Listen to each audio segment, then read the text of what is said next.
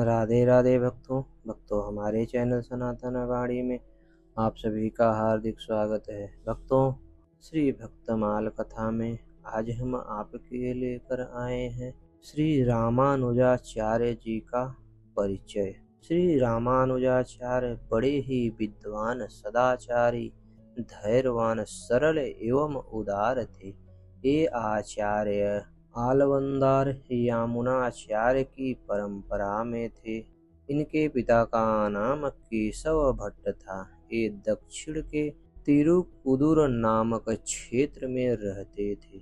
जब इनकी अवस्था बहुत छोटी थी तभी इनके पिता का देहांत हो गया और इन्होंने कांची में जाकर यादव प्रकाश नामक गुरु से वेदा अध्ययन किया। इनकी बुद्धि इतनी कुशाग्र थी कि ये अपने गुरु की व्याख्या में भी दोष निकाल दिया करते थे। इसीलिए गुरुजी इनसे बड़ी ईर्ष्या करने लगे, यहाँ तक कि वे इनके प्राण लेने तक को उतारू हो गए। इन्होंने रामानुज के सहाध्यायी एवं चचेरे भाई गोविंद भट्ट से मिलकर एक षड्यंत्र रचा कि गोविंद भट्ट रामानुज को काशी यात्रा के बहाने किसी घने जंगल में ले जाकर वहीं उनका काम तमाम कर दें। गोविंद भट्ट ने ऐसा ही किया, परंतु भगवान की कृपा से एक व्याध और उसकी स्त्री ने इनके प्राणों की रक्षा की। विद्या, चरित्र, बल और भक्ति में रामानुज अद्वितीय थे। इन्हें कुछ योग सिद्धियां भी प्राप्त थीं, जिनके बल से इन्होंने कांची नगरी की राजकुमारी को प्रेत बाधा से मुक्त कर दिया। इस संदर्भ में बड़ी ही रोचक कथा है, जिससे यह सिद्ध होता है कि मनुष्यों को जीवन में जो कुछ प्राप्त होता है वह केवल अपने पुरुषार्थ से ही नहीं प्राप्त होता, बल्कि उसके पीछे ईश्वर कृपा भी होती है। अतः मनुष्य को जो कुछ भी धन, विद्या आदि के रूप में प्राप्त हो उसे अन्य में भी बांटते रहना चाहिए। कांची नरेश की राजकुमारी जिस ब्रह्म राक्षस से आविष्ट थी वह पूर्व जन्म में एक विद्वान ब्राह्मण था, परंतु उसने जीवन में किसी को भी विद्या दान नहीं किया। फलस्वरूप वह ब्रह्म राक्षस हुआ। राजकुमारी को प्रेत बाधा से मुक्ति दिलाने के लिए अनेक मंत्रज्ञ बुलाए गए, परंतु कोई लाभ नहीं हुआ। नरेश का आमंत्रण पाकर रामानुज के गुरु यादव प्रकाश जी भी शिष्यों के साथ कांची आए। उन्होंने जैसे ही मंत्र प्रयोग प्रारंभ किया, तुरंत ही ब्रह्म राक्षस ने राजकुमारी के मुख से कहा, तू जीवन भर मंत्र पाठ करे तो भी मेरा कुछ नहीं बिगाड़ सकता। हाँ, यह तेरा शिष्य रामानुज यदि मेरे मस्तक पर अपना अभय कर रख दे तो मैं इस प्रेतत्व से मुक्त हो जाऊंगा। श्री रामानुज ने आगे बढ़कर जैसे ही राजकुमारी के मस्तक पर भगवान का स्मरण करते हुए अपना हाथ रखा, राजकुमारी स्वस्थ हो गई और उसे पीड़ित करने वाला ब्रह्म राक्षस उस कुत्सित योनि से मुक्त हो गया। जब महात्मा आलवंदार मृत्यु की घड़ियां गिन रहे थे, उन्होंने अपने शिष्यों के द्वारा रामानुजाचार्य को अपने पास बुलवा भेजा, परंतु रामानुज के श्रीरंगम पहुँचने से पहले ही आलवंदार यामुनाचार्य भगवान नारायण के धाम में पहुँच चुके थे।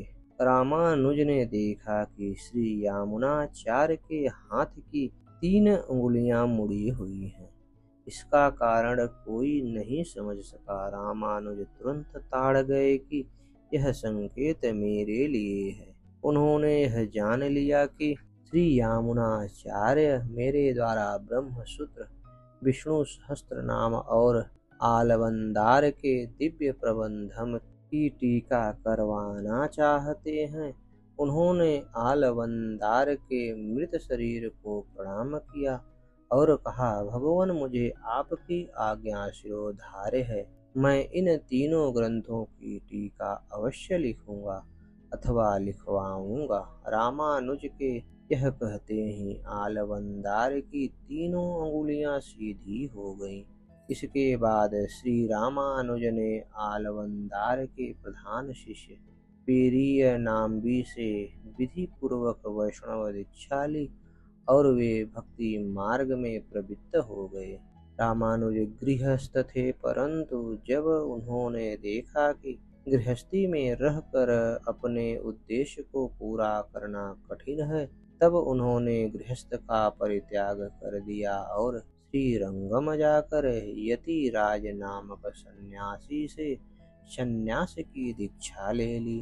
श्री रामानुजाचार्य के संन्यास ग्रहण की घटना भी बड़ी विलक्षण है, जिससे यह सिद्ध होता है कि साधक के जीवन में आने वाली प्रतिकूलताएं उसके अध्यात्म पथ पर आगे बढ़ने के लिए सोपान बनती हैं। आचार्य की पत्नी इनसे ठीक प्रतिकूल स्वभाव की थी।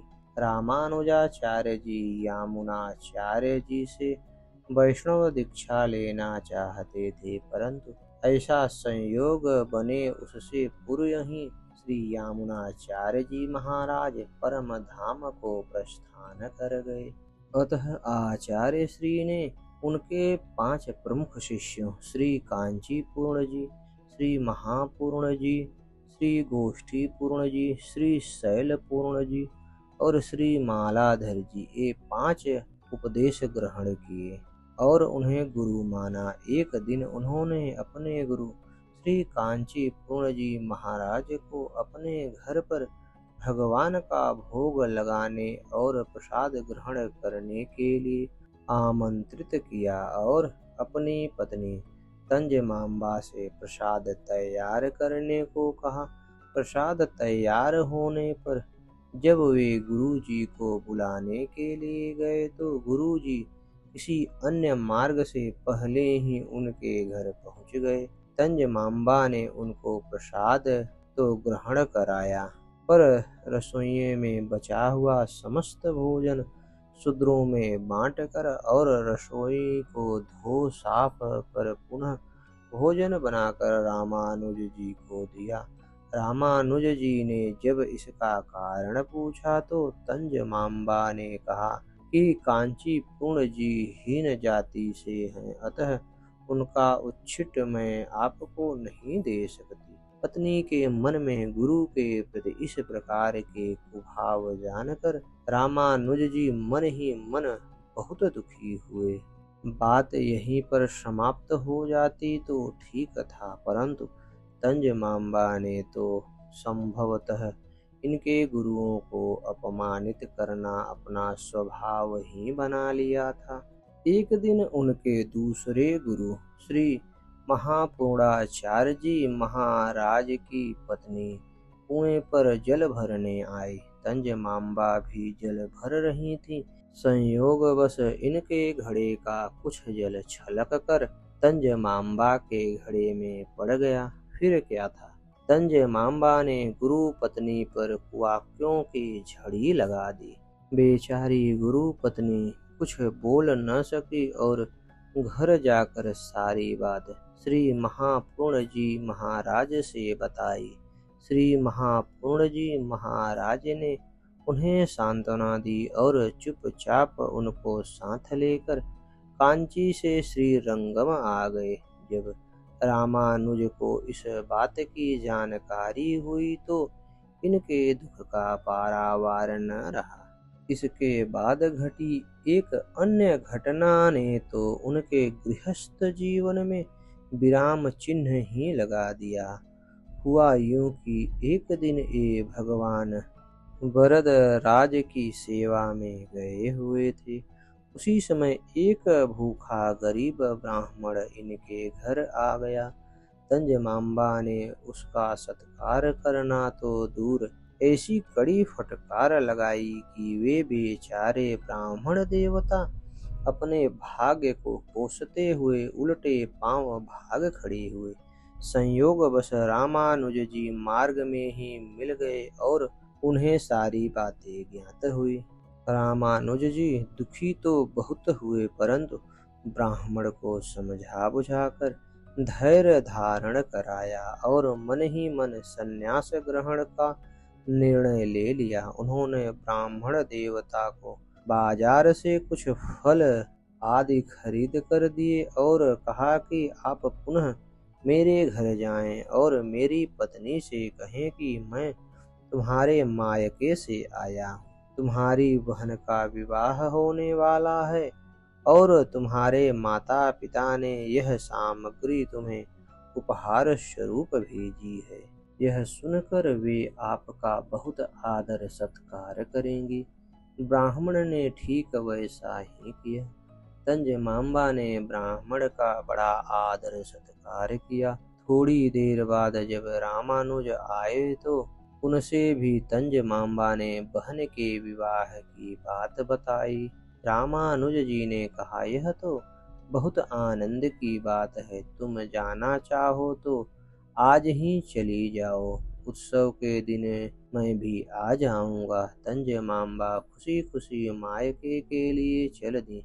इधर रामानुज जी ने संन्यास ग्रहण कर लिया। इधर उनके गुरु यादव प्रकाश को अपनी करनी पर बड़ा पश्चाताप हुआ और वे भी संन्यास लेकर श्री रामानुज जी की सेवा करने के लिए रंगम चले आए।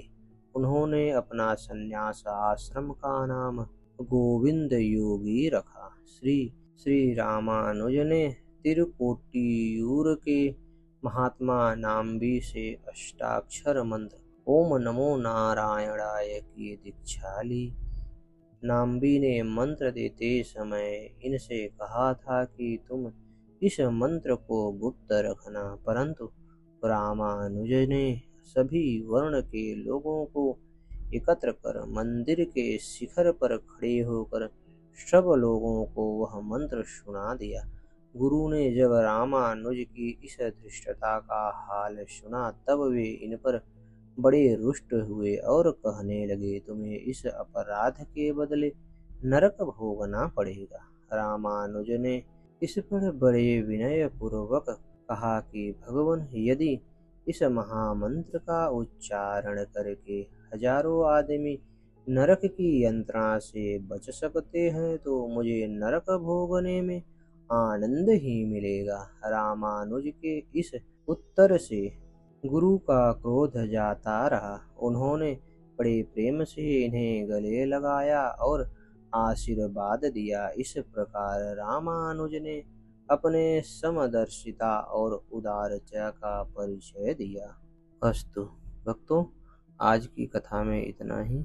आगे की कथा आने वाले भाग में हम श्रवण करेंगे। हमारे चैनल को ज़्यादा से ज़्यादा सब्सक्राइब करें और वीडियो को ज़्यादा से ज़्यादा लाइक। धन्यवाद।